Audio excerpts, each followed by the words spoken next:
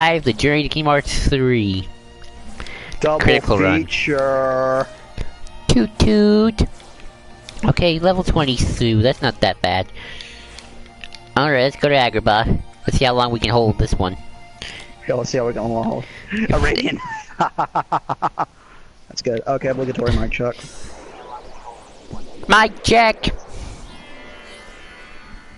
Yep, we're fine. If this peters out though, I'm calling it a night. Yeah, there's no point. So yeah, ambition is evil is a tired trope. Unless you do horrible things with it.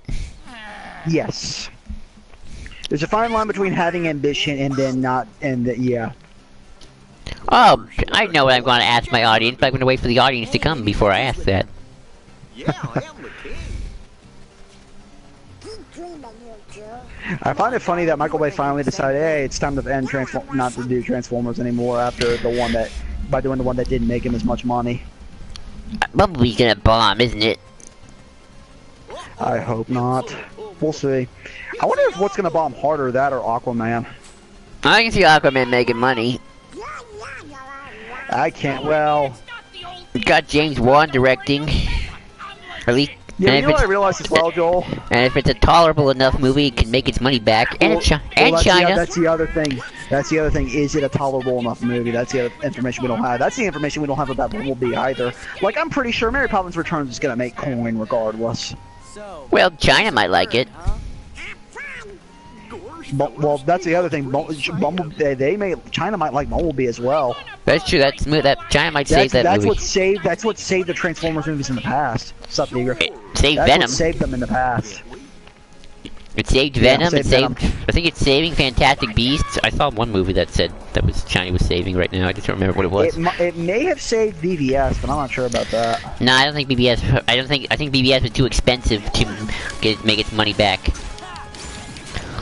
So now that we have some people in the audience, I have to ask everybody, who's seen the new She-Ra?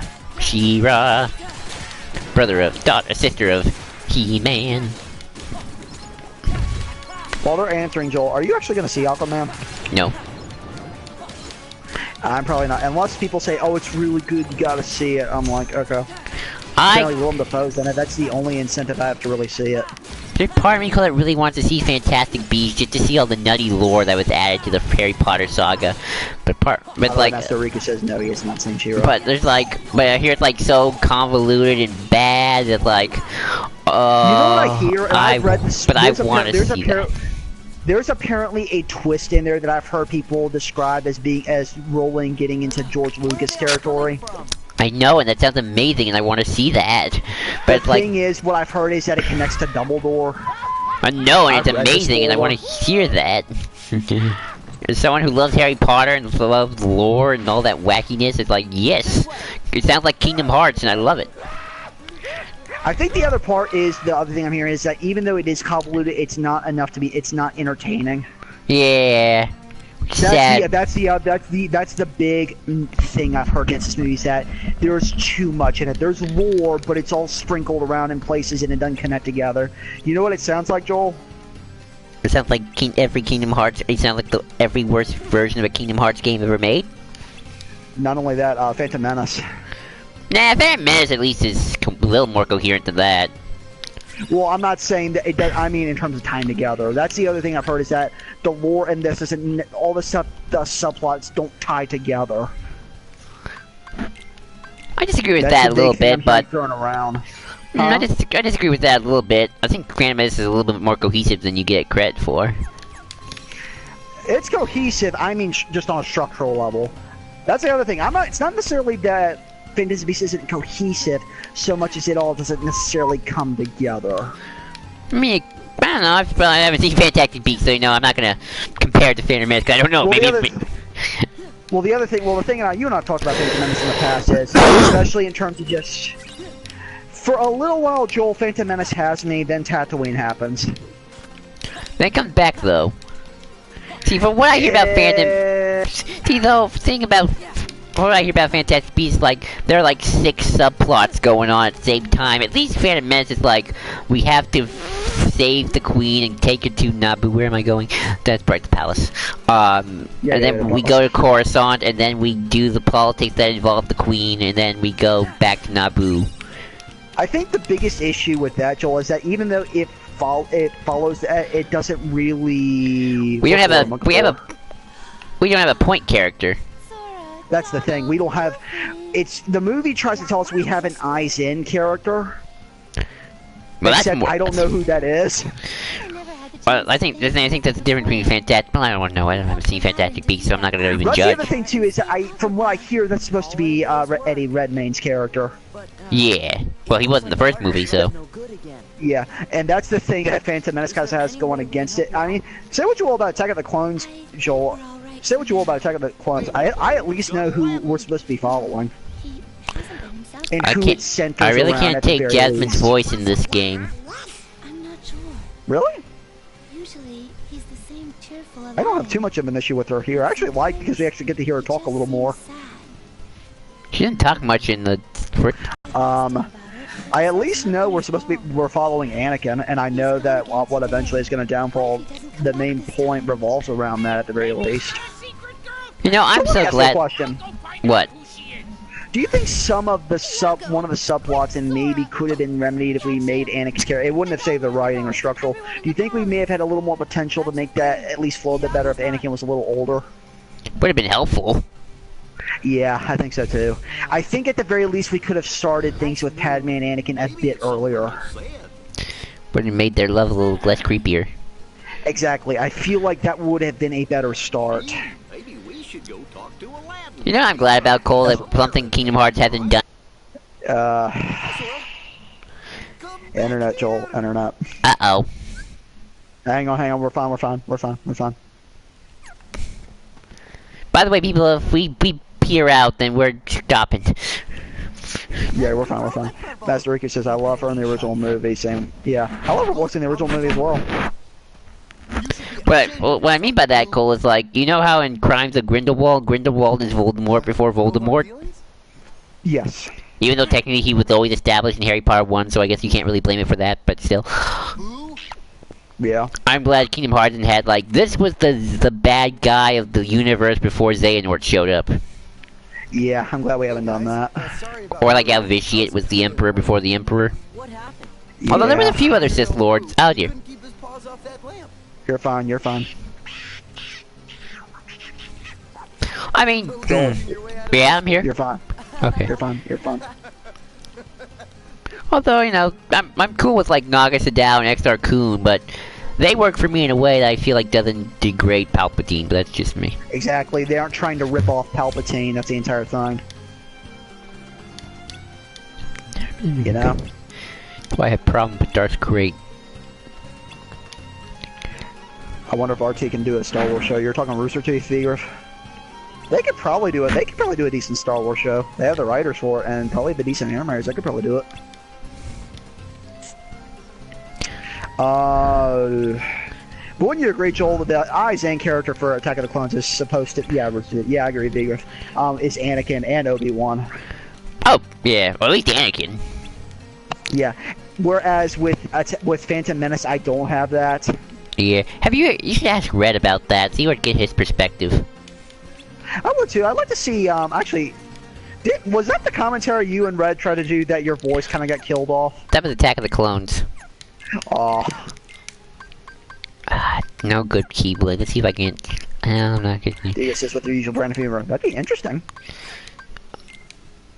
You know what I realized, Joel, after our recent rewatch of the Star Wars films? What? Phantom Menace is the one I enjoy. Is the movie I enjoy rewatching the least. Really, that's actually my favorite. Oh, that's Revenge of the Sith. Yeah, I was about to say, really? I thought you would say Revenge of the Sith. I more enjoy watching Attack of the Clones more than I do Phantom Menace. I'll say, you know what I'll say, Joel, about Phantom Menace? What? It kind of has what I have with Birth by Sleep. Ooh, I think that's why I like Phantom Menace more. Because it has I everything. think part of that is it has some good highs, but it also has some lows, a lot of really bad lows. I think that's why I am not as iffed about Attack of the Clones, because at least for Attack of the Clones, it's consistently bland. See, I would take highs and lows any day over something that's just bland.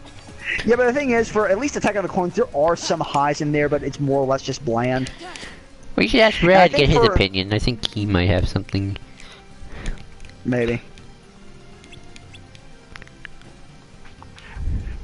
I want to see Washington's face, but I never showed that in my first flip. Yeah. Nah. I mean... It's funny you say that, because Joe, it's funny you say that, because I was listening to another guy, and he said the exact opposite. He feels Phantom Menace is the most consistent, and the other two are the ones with the highs and lows. Best of Revenge of the Sith. No, I do not think that with Phantom Menace. Anytime someone says that, I'm like, nope, as soon as we hit Tatooine, I check out. I don't know, you should ask Red. I feel like he... I mean, Joel, other than the pod race thing, I feel like that entire segment on Tatooine, I check out. That was actually the original plan, V-Griff, for a long time. I don't really care on this anyway, but I'm fine with what we got. I just accept it as fact. I feel like my biggest issues with Phantom Menace would be solved if, like I said, a lot of it was all tied together a tad more. I think that's all. I think that is really what it comes down to. Yeah. Maybe. I don't know. Yes, read these questions. I mean, I like the mall stuff, and that's part of the high for me. I like that stuff. I like everything with Newt Gunray, because he was my favorite character, and still is. What's funny about Newt Gunray is you saying he's kind of just someone who wants his way, but kind of every time he tries to dig himself out, it just continues going wrong for him. Well, that's why I love him so much. He's my favorite character. But everything besides that, I'm like, ugh. See, I don't and you know what also might save Attack of the Clones for me, Joel? What? Django. See, I don't like Django that much, to be quite honest. The thing is, I have Bounty Hunter going for me, and I love Bounty Hunter. Yeah, but I don't like... me a little more... Maybe, but I don't equate things that were in games to the movies. Well, I know that. Well, that's a similar case. Is it made me enjoy that film a bit better. Remember, Joel, I did not always enjoy Attack of the Clones. I would have at one point called it the worst Star Wars movie ever made. I still think it is. Phantom Menace is at least interesting. I think Attack of the Clones is just bland.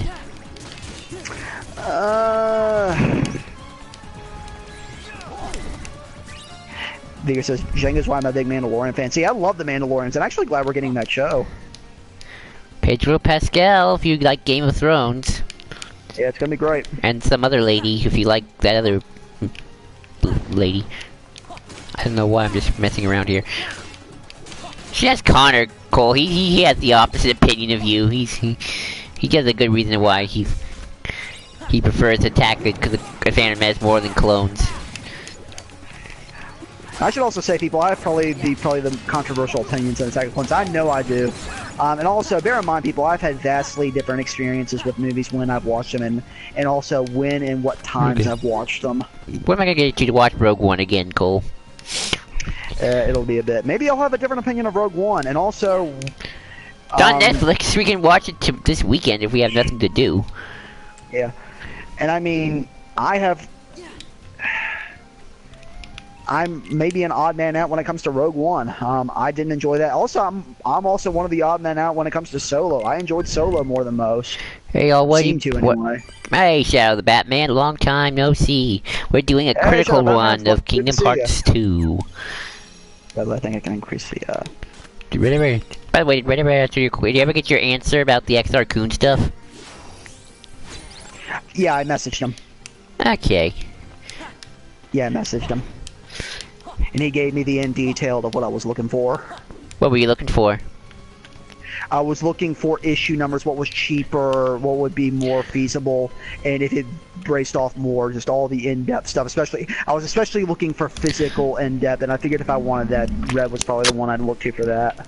You can do what I did, Cole, and just watch the Dark Lord's audiobook on YouTube. Nah. I'd rather do comic or just story. You should all. Or seriously, Cole, you should bring that up in the chat room about your views on the Phantom Menace. I'd love to hear what everyone has to say. See, the thing is, I don't care enough about Phantom Menace to do it. Aw, you're no fun. No, really, I like the prequels more than most. Still, no, you're no. Red in that camp. Yeah, you're no fun. No. It's just, but I don't care enough about it to really go in deep with that. I do, because it's a fascinating study. And I'm still trying to get you to watch SF Debris' video. It really is an in-depth look at George. Yeah. Come on. People haven't seen Solo yet. I enjoyed it. Bear in mind, people, I saw Solo way after it premiered. See, Cole, unless something is like a steady quality, which rarely happens, like, how many times do we get Daredevil? How many shows are Daredevil Season 1 quality, like, I ask you? What do you mean? Like, unless something is like pitch perfect quality, I'm more willing to accept like a roller coaster show with like great highs but also great lows than just. The problem with that logic and the issue I have really subscribing to that is there are those quality level shows that just aren't noticed. Well, yeah, but not everything can be that. See, so it's like if you can't have perfect. My issue with trying to subscribe to that is that I'm like, I could watch something that's not as good, or I could go try to find other things that are great that don't get noticed. Because I feel kind of wonky whenever I don't do that. I mean, now to be fair, I don't, there are times where people say something is quality, and I don't enjoy that. So, or I just don't enjoy that show. That's a fair thing. There are just some things people like that I don't.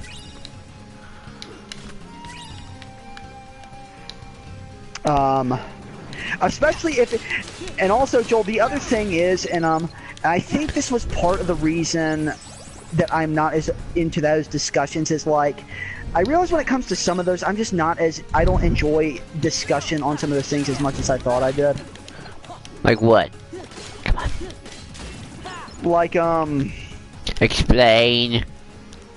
Oh, shut up, Batman. I feel maybe it's the positive that way than negative kind of thing. Yeah. That's how my philosophy works. As long as the positive that way than negative. And for some of those, but I'm like, if it's more of those, both of them are kind of middle, I'm not for that typically. Well, I just believe you can't have a perfect world, because I know you can't have a perfect world. No, you can't. You can't. I do not believe in utopia, people. You can't have a perfect world. Star Trek will never exist. That is my philosophy. We will not be. We cannot strive for perfection, and we cannot be morally great. Boy, I'm just getting all dark on now, aren't you? Careful, Joel. When you say we can't be morally gray, because then you're storing up a whole another can of worms. I know what you're saying, but I get great, not gray. I was about to say, be careful how you say that, Joel, because then you're stirring up a whole other can of worms. It's chaos and anarchy. The world is a hologram. Bye. Sorry. I mean, yeah, you can't have a perfect, there's nothing, no piece of media is perfect, no movie, no game, nothing has ever been perfect. We're all doomed. That's the point, though. You want issues to like continue Utopia. Fixing and making better. Ooh, what if Utopia because another Kingdom Hearts world? Sorry to interrupt you. It's like, that just came to my head. I mean, it'd be interesting. I still haven't seen Zootopia. Yeah. I mean, there are plenty of things that people think are great that I just don't enjoy. There are also many people that say a lot of things are perfect that aren't. Well, I just like Star Wars, so it's like I would rather watch a flawed Star Wars show than a perfect Marvel show any day. Or a perfect original show. What do you mean perfect? Like, let's dissect the term perfect. Basically every episode is objectively really good. See, but the thing is, that doesn't make a show perfect. Well, technically good, if you believe in objectivity. Like, if you had, well, even in objectivity, yeah, things can be good, but that does not make it perfect. Believe me, there's a whole sect of people on YouTube trying to say that no piece of media is perfect, and actually I kind of agree with them. No movie piece or anything is perfect. But it can still be a masterpiece. That's the question, is what do you define as a masterpiece? Well, I have to say this, a masterpiece doesn't have to be perfect, it can't be flawed. Yeah. I don't want to say what movie because I'm gonna get in trouble with the group, and I'm not gonna get. I don't want to start. What do you mean? It's best if I keep my mouth shut after this. Certain masterpieces are controversial to certain people, so I'm not gonna get into it. You could probably tell me a movie's controversial right now, Joel, and I wouldn't care. Yeah. That's the other thing too, and Joel, you and I have gone this discussion several times. If you believe that a movie or something, the year says I consider Revenge of the Sith the almost perfect movie. I mean, it's if you think that a movie is really good and you view it as perfect, that's completely within your right. See, I hate the idea though of a movie that, see, Regan actually brought up a really good point though. Something I always despise when people say this is like, it's a good movie, but it's not a good blank movie. I hate that logic so much. I hate that. I hate that. I hate that logic with like a fiery, like I hate that double standard. And I'm someone who has double standards when it comes to Kingdom Hearts, but... Yeah. But the thing with that saying it's not a good, but it's not a good something, like it's a good movie, but it's not a good Star Wars movie. I've heard that with so many Star Wars movies lately, and it drives me crazy. Or even with Marvel movies. Yeah. Like, I hate that with Marvel movies. Like, Thor Ragnarok is a good movie, but not a good Thor movie. I hate that logic. I hate that logic. Oh, thank you, Joel. I've been wanting to say this for a while, so I'm gonna get a chance to say it. I haven't seen Thor Ragnarok, so I have no stake in that movie. No, this is not about Thor Ragnarok. This is about something else. You can actually have a stake in this. Oh, yay. I hate the logic that the movies must be in canon with the comics. Well, to be fair, the MCU has stated it's its own thing. Well, I mean, yeah, but I mean people who think it is. Oh. I hate that. And Joel, the reason I bring that up, I've heard some people try to justify some of the DC stuff because it's in the comics. Are we talking about like the movie's a sequel to the comic, or what? No, them being or being around about it happened in the comics, so it's okay. Yeah, just because it happened in the comics didn't mean it's okay. It wasn't okay back then, probably either. Yeah, I'm like people like someone said, like I said, the whole thing with Justice League, when I'm like, one of the most head-scratching things in Justice League, when they bring back Superman, I'm thinking to myself, I'm like, okay, if you're gonna use the comic as a go-to, then why is no one talking about Lazarus pits? Why are no one talking about the 50,000 different ways to bring someone back in the DC universe that are in the comics? Why are we not talking about this? He's like, someone says, well, Lazarus pits didn't happen until this and those story. I'm like, and I went back later and it turns out that came out even way before that. And I'm like, I don't get that logic. At first I were talking about, you mean like how Star Wars comics and books are technically all part of the same canon, and I'm like, oh, now I get what you're talking about. And I'm like, I don't get that logic. Yes, exactly, Vigriff. Like, but even then, I'm like, why are we not bringing these things up? If you want to use the comics as an example, the comics have even more problematic ways of dealing with this. I'm not against bringing in Lazarus pits because they are part of the comics, but like... Me neither, but I'm like... But saying things are canon because the comics are there? Like, Steve Baxi actually brought up a very good point. He's like, that's a good point, is what can we decide what's canon and what's not? What can we decide is from the comics and what's not? I always say what's in the comics is, whenever they say, if something isn't said and it's not in the comics, then it's not in the canon just yet. Exactly. Or it's very said the director's saying we're doing so-and-so from the comics. That's one thing. But having to try to logic it into the movie... If Robin wasn't ever mentioned in a Batman movie, then he doesn't exist until he's mentioned otherwise. Yep, exactly. Exactly. There was no Joker in Batman vs. Superman, so Joker doesn't exist yet until Suicide Squad. Then he exists. Exactly. It's not very good, but he exists. Exactly. It's just, it's that kind of... I don't want to say damage control, but that's almost what it gets to at points. I just have to get rid of all these Heartless, right? That's it. Yeah, that's all you gotta do. It's like saying... I like to see kids like... It's like if Kingdom Hearts was like, well, it's in the Aladdin movie, so... Yeah, ooh. Yeah. I mean, we have our own weird continuity things here. Oh, I hate... Okay, let's just try some Blizzard. Uh-oh. It's just... Wait. I try, Joel, believe me, I try with most people to talk about DC, and I realize every time I bring it up, I'm like, well, this was a mistake. Oh, I'm gonna die. Wait, this is gonna take a little... This is gonna take some finagling here, ain't it? By the way, you can increase the quality on the video now, folks.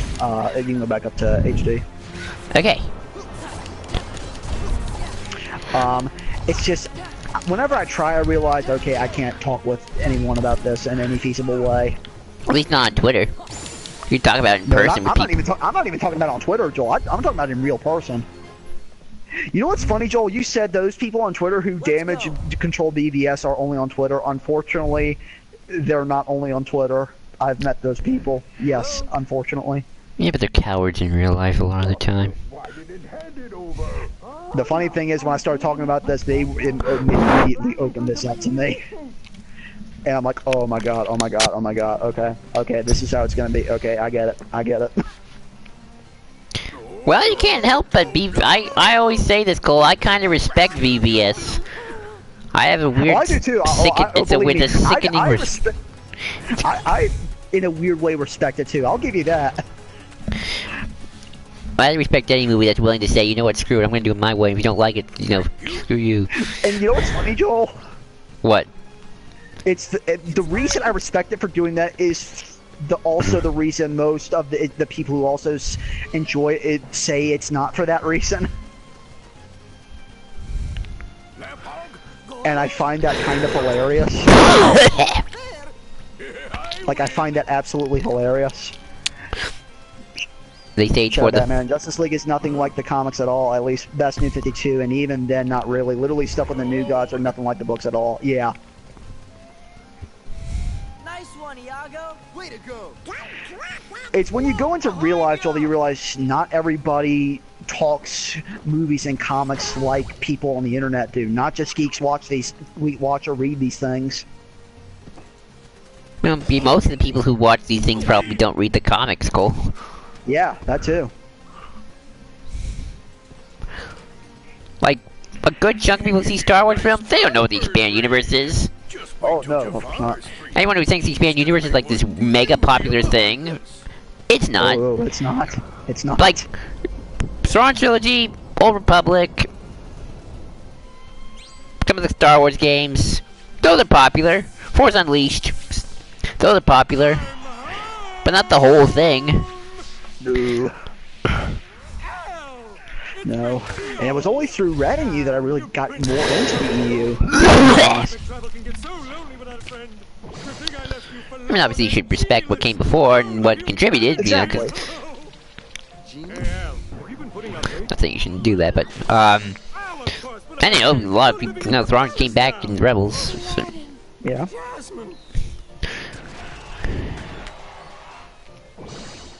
But and then it gets into gatekeeping, then you know. Yes, I hate that. I hate this kind of gatekeeping culture that's kind of coming about nowadays. Shut up, Batman. When people say that argument and the thing, it's about how the plot points are executed. Green Lantern 2011 has elements from the comics, but it adapts them so poorly. Yeah, I was also unfortunate enough to see that movie. Talk about a movie where you try to set up a universe and it just doesn't work. Then they tried again with Man of Steel. Yep, and it sort of worked. It made its money. Yeah, like I said, sort of worked. Had rocky start, but we got there. And then we blew it up. Yep. And then tried again, and maybe we'll get somewhere, but we'll get there. I keep hearing people say they need to reboot the DCEU, and I'm like, isn't that what they already did? Yeah, they tried that. Well, aren't we doing it again? I don't know. Shazam looked like a good model. Huh? Shazam's looking pretty good if that's like considered a reboot. I'm hoping Shazam takes off. I want that to be good. It looks good. If nothing else, I love it when kid actors get to do good work. I can't wait for the next new Godzilla movie. By the way, that looks great. Yeah. I was gonna ready to ask you another question, but I forgot what that was. I can't tell if I'm doing something wrong here. You're fine.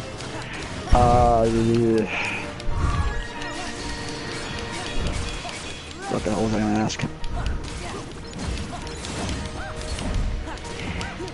I mean, No or one's, replace Heath Ledger.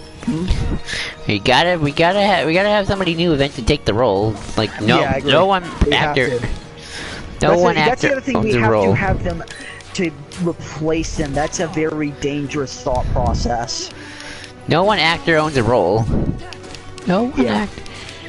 They make the role their own, but they don't own the role. Like Mark Hamill and Heath Ledger Joker. Exactly. Exactly.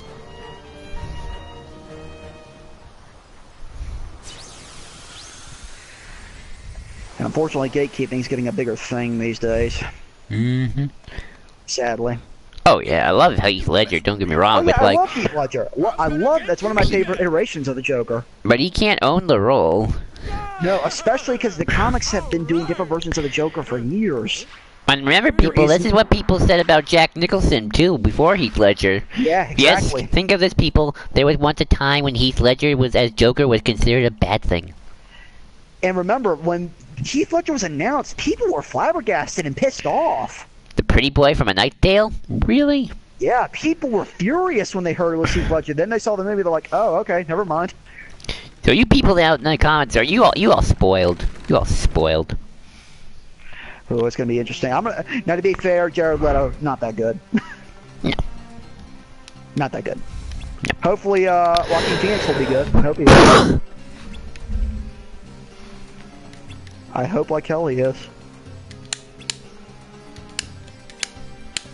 You know, Joel? Yeah, yeah. So Batman gatekeeping with comics is weird because there is such a thing as Elseworld stories. Isn't that what comic book movies are from that perspective? Exactly. Yeah. Yep. Which is hopefully what DC's moving into is more of that kind of thing, more of its own stuff, more of its own unique stuff. It amazes me for comics that have so many different versions of the character that we must have one singular version. Especially Exactly, when DC concerned. Marvel I kind of get. Yeah, Marvel, I get. Marvel's a bit more cohesive. A little bit. Yeah. Not by To much. be fair, I mean, Look how many versions of Batman we have. Live Yeah. action and cartoon. Many of them I've watched. yeah. It's not like Disney where it's like there's only one version of Donald. And also the whole thing of old stories must be dark. Well, that's just annoying. Ow. And that's part of the reason whenever I talk about BBS with anyone in real life, they say, "Oh, it's good because it's dark." I'm like, "Oh, that's where this is going." Okay. Well, I will say I prefer the Marvel Cinematic Universe versions over everything else, but that's just me. Me too, because I'm fine with the film having darkness, but you have to earn it. Well, a story without drama is not that exciting. Exactly. Every story has its own version of darkness. That means somebody's dying. It just could mean you gotta have to deal with something, Exactly. petty. And actually, I'm going to make a public service announcement to any writers out there. You do not need death in your story for your story to be compelling. I blame Game of Thrones for this mentality. And sadly, it wasn't even Game of Thrones that really started that. It got it popular. It popular. No, well, it probably in American-wise, yes, but otherwise, there were a lot of other factors for that. Manga and anime did not help that. In fact, that manga and anime actually probably made it in a lot of ways worse. 'Cause everyone dies in manga. Oh, if only. Oh yeah, but we got an extra cutscene. I mean, you do not need death. If you rely solely on death in your story to keep things moving, ooh, that's not a good sign. That is not a good sign. You can't kill off a character. There's nothing wrong with killing a character off. No, you can kill off a character, but if you go into the mindset someone has to die, that's a very problematic concept as a writer. Now, if you feel like they should die, go for it. Yes. Maybe. And also another thing, if you rely on fake outs like they died, oh they didn't die, they died, oh they didn't die, that's another no-no. I almost killed off Leon in my first Kingdom Hearts story, thinking that his story was up, and I'm like, no, I think he's got a little bit more left in him. Axel. I might kill him off in 2. Happened to be in a But that's just me. Vigriff, this is a time and place for it, exactly, Vigriff, exactly. By the way, it's never gonna happen, but I think Riku's gonna be the one who could die if they would ever to kill off a character. I agree, I agree.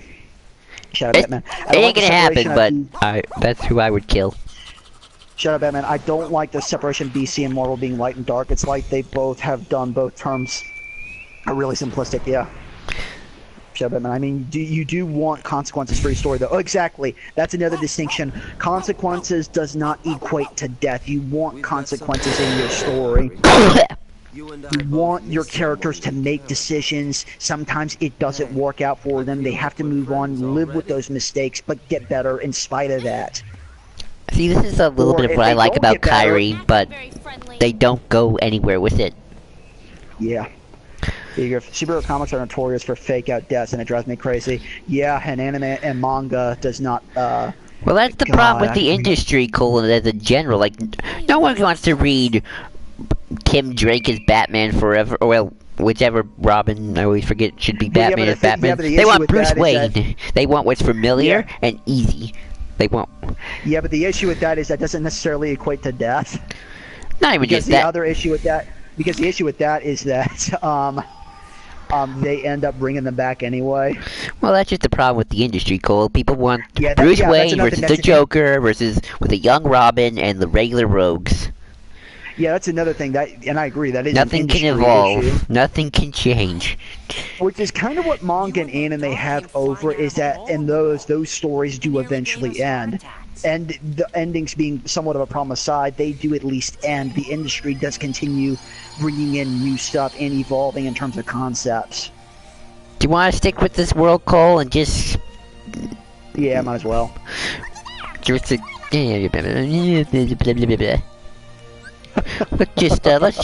let's just wait. Let's see if Valor forms back up for a minute. Well, remember, you want to get limit form, Joel. How do I get limit form? You get it when you go to Twilight Town. Well, I'm not going to Twilight Town just yet. We're just gonna. So I decided, since we're having a good conversation, but I don't want to do it Dark Another World. Let's just do some leveling up. Well, remember, Twilight Town is short, so remember that. Yeah, but I don't want to do Twilight Town just yet. But then you gotta deal with the frickin' Berserk. Yeah, you might as well just try. Besides, I would rather do Nightmare Before Christmas and Pride Lands before. I like getting all the worlds done.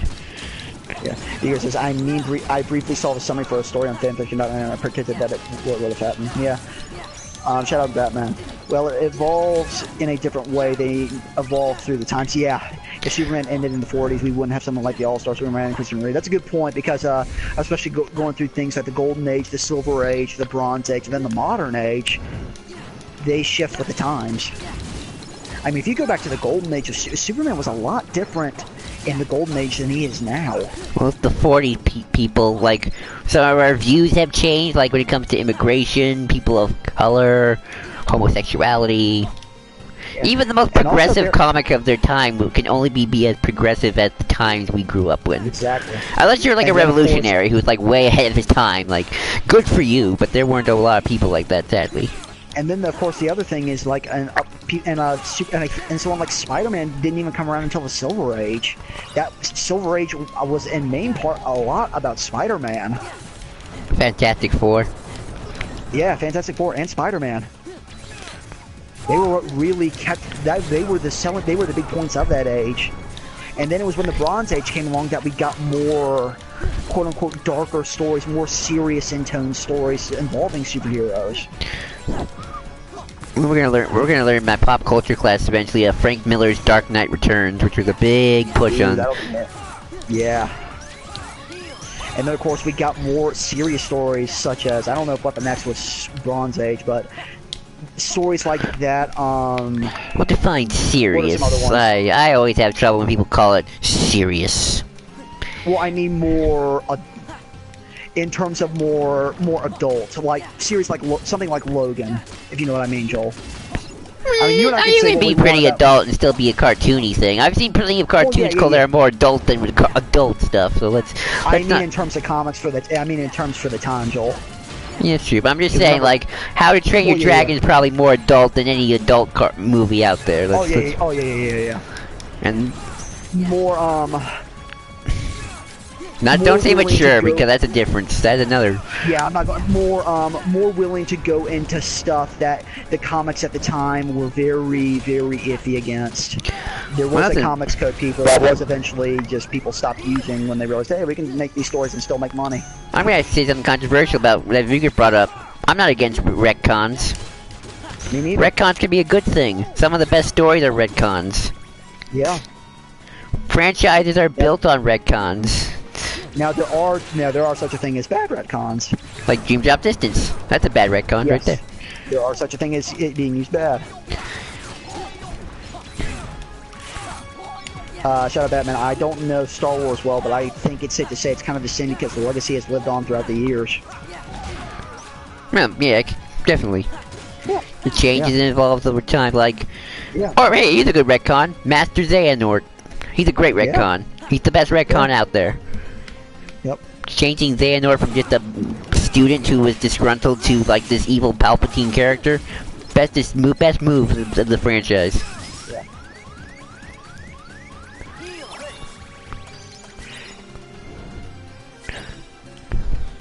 Green Lantern Rebirth is a retcon. It's amazing. Oh yeah, isn't that the Morrison comic?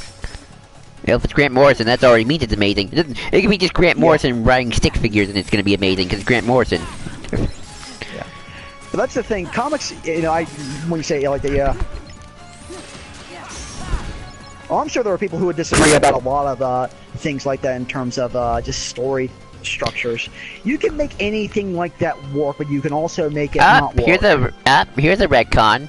Darth Vader being Anakin Skywalker. That's a retcon. Yeah. And Or anybody who being says Luke George Skywalker. Lucas had it planned, you are lying, good sir. Yeah. I mean, to be fair, in the original Star Wars movie. Anakin Skywalker and Vader were two separate people. Yep. And George Lucas thought that. It was not meant to be a twist originally.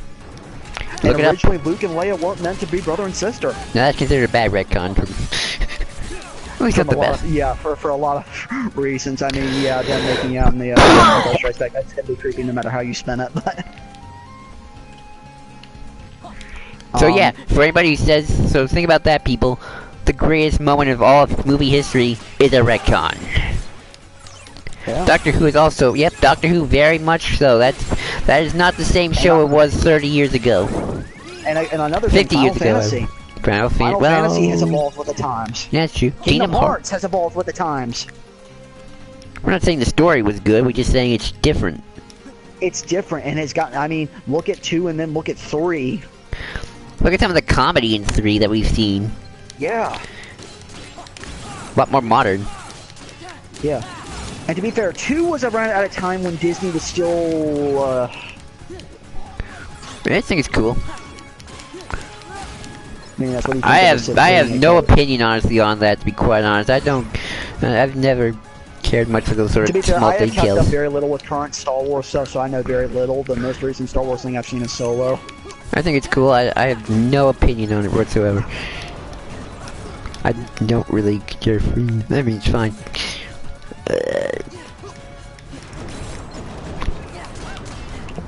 I don't know if there's ever a quote-unquote a story trope that isn't inherently bad. Not even a fake death is technically inherently bad. No, technically a fake death can work. Lord knows a fairy tale at one point used that well, and then it ran him into the ground. It all depends on how you just execute it, I guess. Exactly. Execution, story, and narrative parts, it just depends on how it's executed. Darth Vader's story did end, I guess, but Darth Vader's story is still being made. Oh, definitely. Oh yeah, you think if he was a character dead, they're gonna stop making the stories? No. No. You just go back and tell more. No, you can overdo it and saturate the market, Oh, yeah. but you know that's. That was also a problem I think the comics had at one point. Is that the market was saturated, just there was so much stuff that was being made that it couldn't make its money back because of how much was on the market.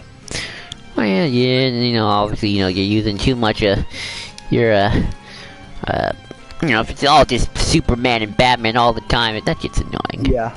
And remember, people, there was a time where Superman was not the most popular superhero. There was a time when that was a case.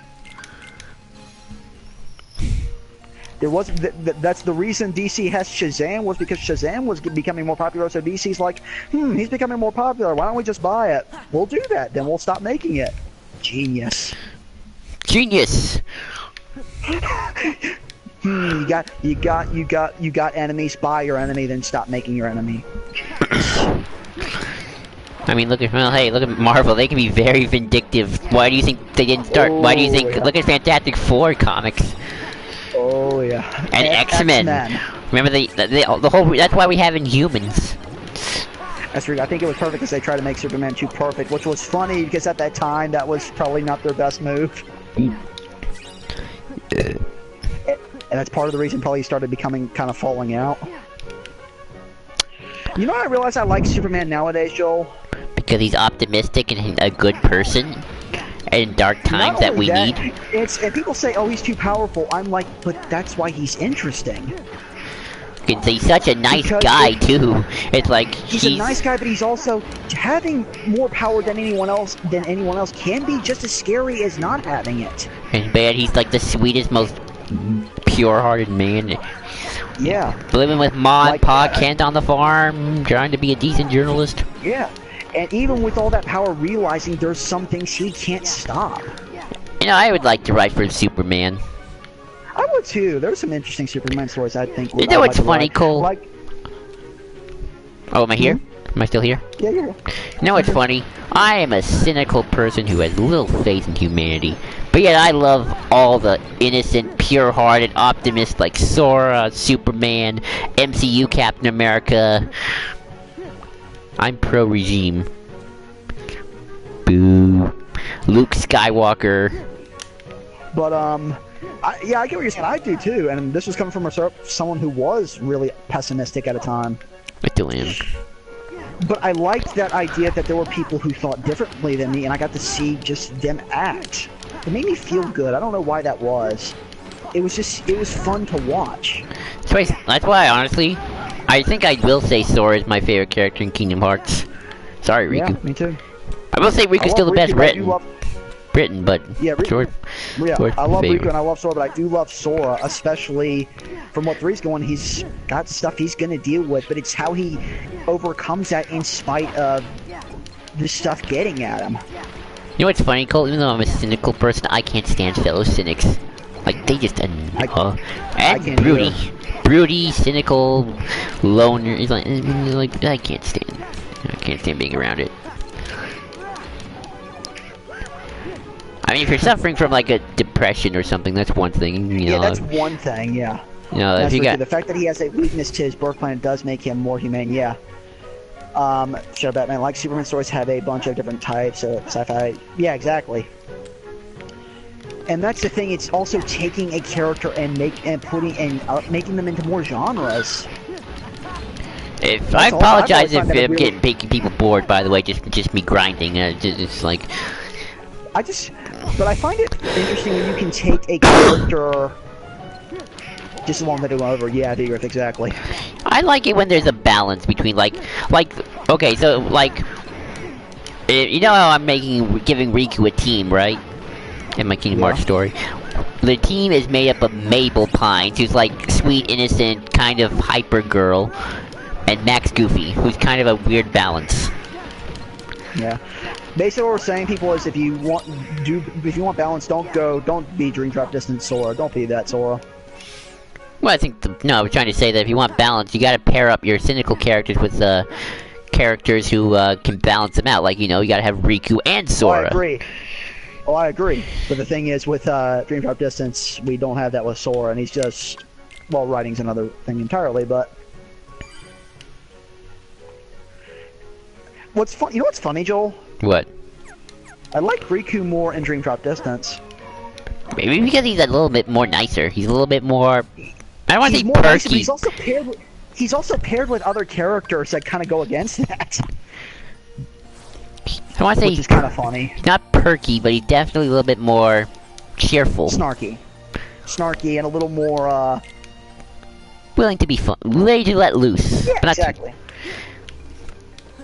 I always like riding Riku when he gets to when I get to riding, like have him be a little more let loose and just sort of like not be Mr. Grump all the time. Yeah. So I can't wait to ride him with Mabel, like upbeat. Yeah, like that's why I can't wait to ride him with Mabel, and like she's really gonna bring out the best parts of him. Master Riku. The one thing I like about Batman is because he makes the hard choice, the force you to question your own moral code. The thing about Batman, that most of the reason why I like Batman is because it makes you question it, but he still gives you, he's still able to remain within that moral code for the most part. And most of the bad stories, when they try to justify him breaking that, and they try to and fail at it. There's such a thing as flimsy writing people, even among trying to do moral stuff. That's why I just prefer writing black and white stories myself, but that's just me. Me too. Because when you try to do moral, when you want to do question moral stories, you got to be able to write it in such a way for me to buy it. Otherwise, your story suffers for it. I prefer just good old black and white stories, but that's because the world's too gray. I hate it. I don't want it. I want to live in a world where good is good, evil is evil. I know who my enemy is. And that's the thing, you don't want a world where everyone's like so good and so bad, but they try to justify it in such a way. I'm like, that gets boring and also kind of unlikely. Actually, very unlikely. I think what works is something like Lord of the Rings, where the characters can be a little bit morally gray, but you know where your center is. Yeah, and you know what and you at least know what they're trying to go for at the very like least. For every Denethor and the Elf King from the Hobbit films, there's Sauron and Gandalf. Yeah. Like, it's not always all in the middle. Yeah, exactly. Yeah. Yeah, I hate just a complete morally gray world. There are certain things as pure evil. Yes. Yes, yes, whether people like to admit it or not, there are such things as pure evil, no matter how you spin it.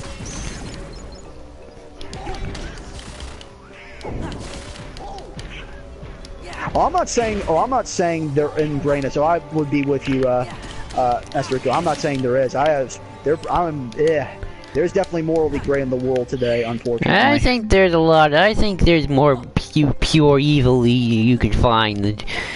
I'm not saying. I'm saying both do exist. That's the thing. Another thing I don't like about superhero comics is the whole, if it isn't human life or biological life, it's okay to kill it. That mentality heroes have. That's also part of the reason Man of Steel doesn't work for me. Well, there's a lot of reasons Man of Steel doesn't work, and that's... Well, yeah, but one of the things that just blows my mind, I'm like, okay, Superman just genocides an entire race, and you can make me justify it, but with what you gave me, that's very problematic. Actually, incredibly problematic.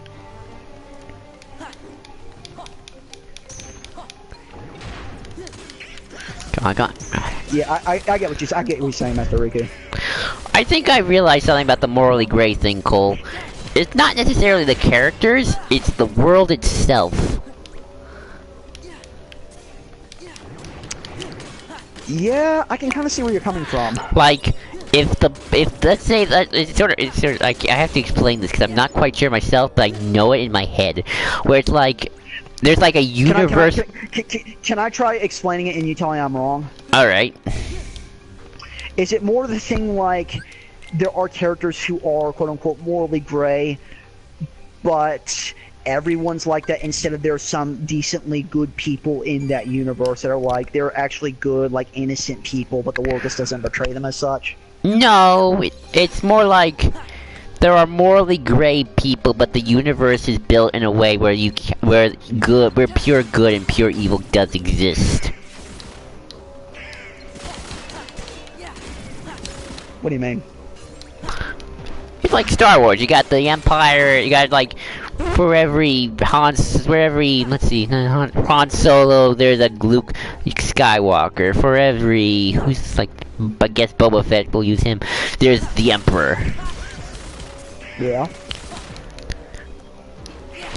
I feel like it's kind of hard to explain without having to. I know what I want in my head. Are you saying it morally gray shouldn't exist within those good and evil parts? No, I'm not saying that. I'm saying I'm saying that the scales allow you to go from one extreme to the other, but there can be people in the middle. Yes, I get what you're saying. Like, the That's what universe is not KOTOR built on just gray. There is good and evil. Yes, but there also is. It also is not. It isn't just good and evil. There are people who try to ride the line. For some way, I would almost say Knights of the Old Republic 2 is like that. Cisco had in Deep Space Nine. There's the episode called Waltz. In the final line, I always forget how the final line goes. I'm gonna actually try to find it. I'm gonna find the final line of Waltz because I think it sums up perfectly my feelings. Hang on. Sorry. I'm on my phone. Let's hope my internet doesn't bug out on me. Final line in DS9. That's the reason I would say that Halo did the best gray area bit, both in the UN and the Covenant side of things. I'm gonna play Halo eventually. There we go. Hang on.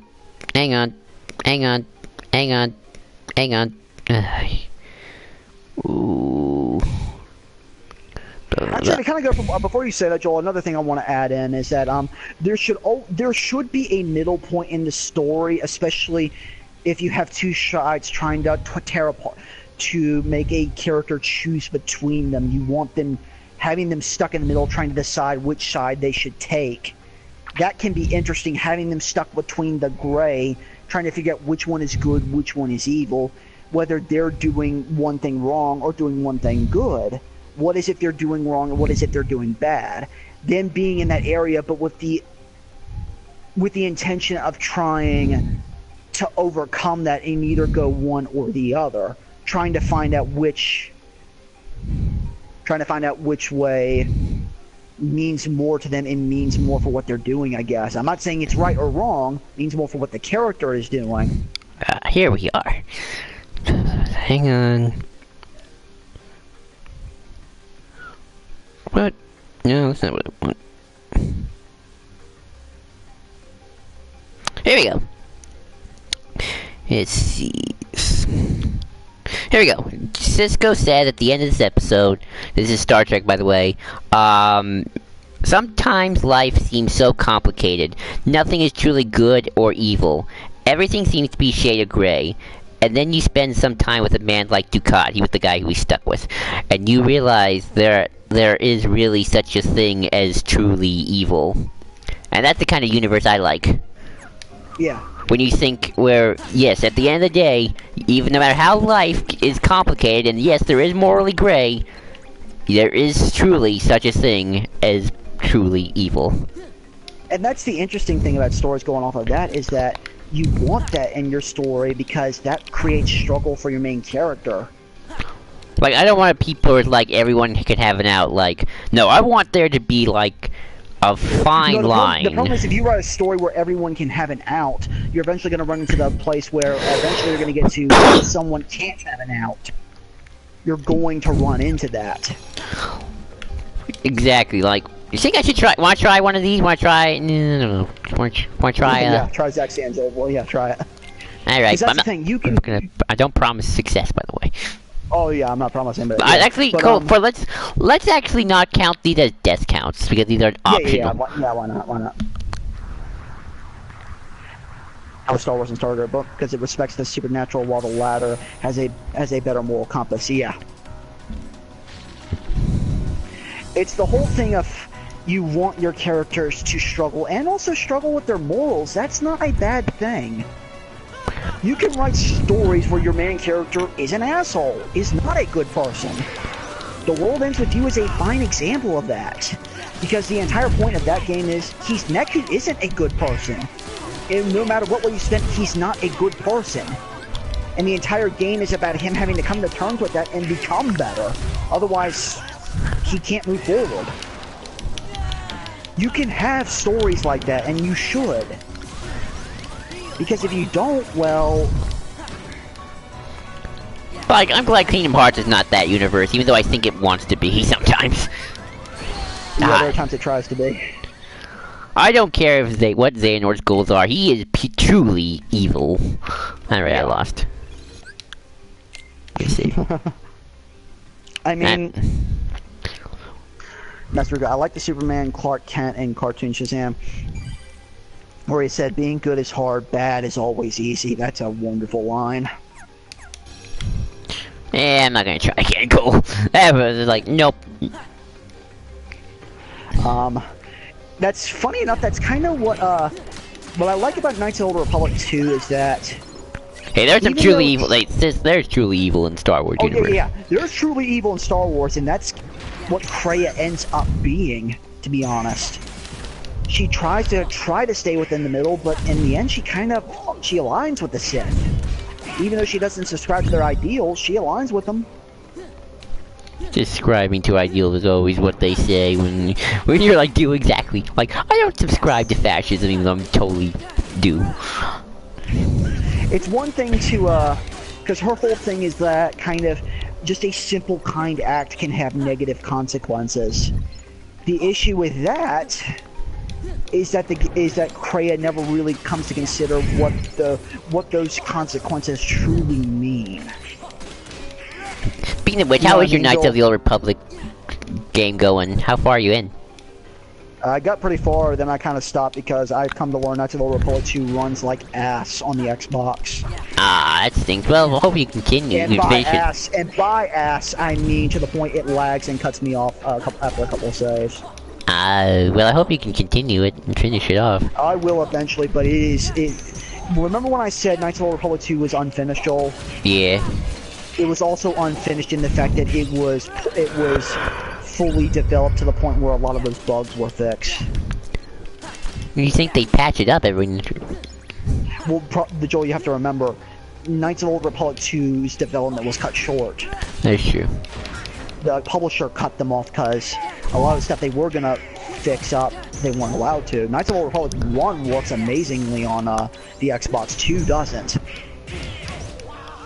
And again, it just wasn't finished. That's what I mean, that's my whole issue with the Fallout 76 stuff. Joel, and I said this on Facebook, the only thing worse than a game that has bad content is a game that is unplayable. Yeah. You can have some of the best content in the world, but you can't play the game to see it. Ah, yeah. Like one of the unfortunate examples of this is Steel Battalion, a game that had a lot of good content, but it was for the Kinect. Right. It was for the freaking Kinect, a piece of device that just did not work. Yeah, I like Meet Your Syrup too, Vegas. But sorry, I keep changing the subject. I feel like we're going tangents. But back to the subject of morality. Like, as much as I'm okay with morally great characters having to face off against morally great characters. Like, you know, some anime, some show, there's always that character's like the rival who's like sometimes helps you out, sometimes knows that they're doing is wrong. And that's always fun and all, but I need the universe to also have just like, I'm the evil psychopath, I enjoy what I do. I need the Joker, you know, for every Harvey Dent, I want the Joker, you know what I'm saying? You know what's funny, Joel? What? A lot of people say Game of Thrones is that. Mm-hmm. I don't see that. Yeah, we got to get there. I still question that. No, I'm not saying, no, there's morally gray stuff, but I mean, I don't see it as just being morally gray. There are people that are just flat out crazy, but there are also some that are good. There are far and few, but they're there. I think that's my problem, because they're so far and few. The funny thing is, the people that are that way are this show's main leads. Like Jon Snow, probably a good character in my opinion, one that you do like and can like. One of the bad, Cersei Lannister. No matter how you spin it, she is evil, sinister, goes through bad shit, but she's not a good person and pretty evil. And pretty screwed up. Don't always like Lord of the Rings more. Well, I know that. It's just when people say, oh, it's all morally gray, I'm like, no, it isn't. Like, no, there's more evil people in that show than you make it out to be.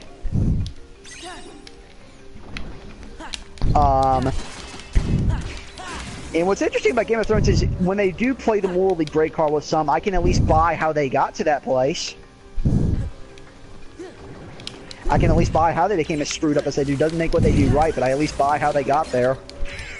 That's the other problem I have with morally gray, Joel, is that sometimes they try to play that, but they don't make me buy that. I'm like, nope. I hate sympathetic backstories sometimes. I do too. I just but like, the other thing I'm is, evil because I just enjoy it. Nothing bad ever happened to me. I had a great life. I just like being a douche. I have that sometimes with certain. I have that with villain plots sometimes. See, they try to play the sympathy card. I'm like, ooh, no, don't be doing that. Don't do that now. That's killed a lot of stories for me, and personally. It can work, but you have to have a good balance. Oh, it can work. Exactly. And there's also things of they can be sympathetic, but does that make what they're doing good and enjoyable? No. I think I went the wrong way, but it will. Oh well. I mean, yeah, Arya Stark. Yeah. I mean, one of the most interesting things in Game of Thrones was a big part of that story revolves around a king who became painstakingly mad, who went batshit insane. And that's how one of the characters kind of became as screwed up as they did. I mean, when you have a character, when you have your own king who you sworn to basically, when your king tells you, kill everyone in the city, women, children, burn them alive, and when you stab him and he's dying, and you say, and he continues to say, burn them all. Sounds like something Golden Cot would say. Huh? Sounds like something Golden Cot would say. Yeah. Like, it's like pretty scary as shit. And I'm like, okay, I buy how you got there. Doesn't make it right, but I buy it. Or of course King Joffrey. King Joffrey.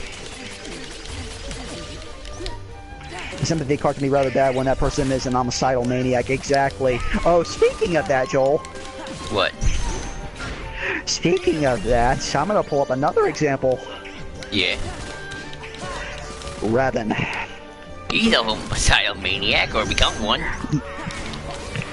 Oh, and they try to make they try to make me buy that he's in the morally gray. I'm like, oh no, he isn't. He's not sympathetic in any way. There's no way I can make him sympathetic. He's just, what he's doing is bad. He's crazy. This is why Star Wars shouldn't try to be like Game of Thrones. Yeah, especially with a character like that where you try to define him as being in the middle when everyone else doesn't define him as such. That was a bad idea on their part, but when you try to define it, it's like, oh yeah, I'm gonna kill people because it will save more. That's thinking for you. Huh? That's logic for you. Yeah, because I'm like, Revan, what the fuck? Everything you did in the Mandalorian Wars goes against that entirely. Yeah, what you did was Revan, maybe, but I'm like, what the what the hell, Revan? What the hell?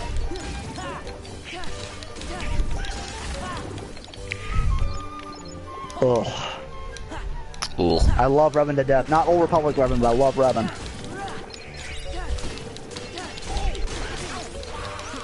Ugh.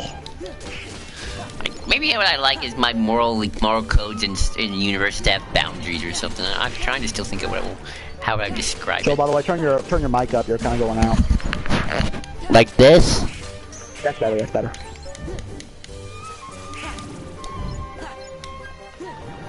To be fair, the Jedi weren't doing their damn job. I mean, yeah, to be fair, the thing is, though, the Jedi, at the very least, are presented as having times where they weren't at their best. I mean, the Mandalorian Wars is a good example of that. And that's Old Republic too, but the thing is, the Jedi at the end of the day do come back because people who weren't necessarily good people found solace in the ideals of the Jedi and went on to rebuild the Jedi and make that idea better. Make it more of a better practice concept. Like religion. The ideals are good, just the people suck. Exactly, and that's very true with the Jedi. Although I'm not going to get into real world religion because then I'm going to debate. Oh god, no. Because you and I would be here and then we'd probably be pissing off everyone left and right, Joel. Well, that's just us. Yeah! Well, that's fun for me. Yeah, but it loses subscribers that way, but you know. Come on. Master Riku, speaking of Star Wars, I laugh at how people say it could be a future somewhat distant, but in the beginning, specifically states a long time ago in a galaxy far, far away. Yeah. What's a fairy tale? Exactly. So does that mean that we as a human race exist somewhere in the Star Wars verse, Joel, just in a different galaxy far, far away? Well, it's a long time ago, so... So does that mean there are Jedi out there somewhere? Maybe not, but maybe there once were, and what's left is that we can still feel the little tingles of the Force. Even if it's long since faded. I mean, isn't technically Middle Earth supposed to be our Earth, but in the ancient past or something? Is it? Speaking of which, you and I need to do our rewatch of Lord of the Rings again, Joel. Yeah. I think we should start wrapping up, Cole. It's getting close to 8 o'clock. Yeah, probably should. Let me see Shit, what... it's almost what's weird, Joel, is we went longer than the last one, so I don't know what the hell that was about. Well, I just wanted to do... We said we were going to do just one world, and then we're going to grind Yeah, after. but I know, but we went longer than the last stream, and I didn't freak out. I guess the internet just had a day in the I sun. agree. I'm kind of like, what the hell was that about? It's weird. Well, I didn't want to end the conversation, because it was getting good. Yeah, exactly. Maybe one day the Jedi will come find us. Maybe they'll save us. Well, I know it's Christian-based. Because Tolkien and... Well, so is Narnia. Aslan is supposed to be God. Well, yeah, Narnia is very Christian-based.